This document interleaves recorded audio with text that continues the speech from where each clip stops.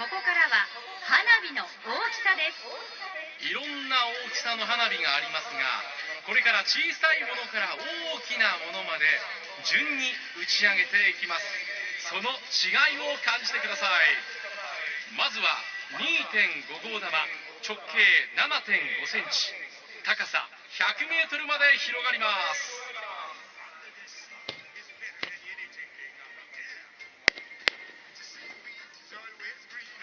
続いて4号玉、直径は12センチ、高さ200メートルまで広がります。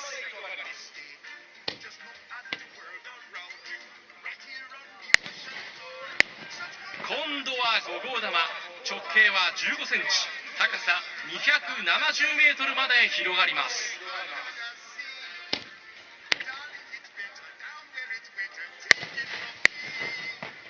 お次は7号玉、直径21センチ、高さ350メートルまで広がります。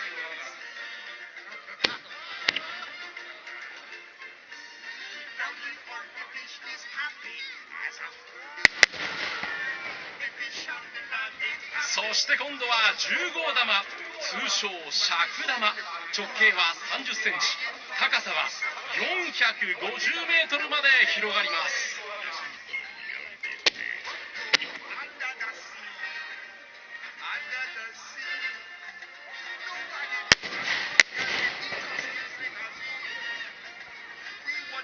わあ、こうやって順番に見ると大きさの違いよくわかりますね。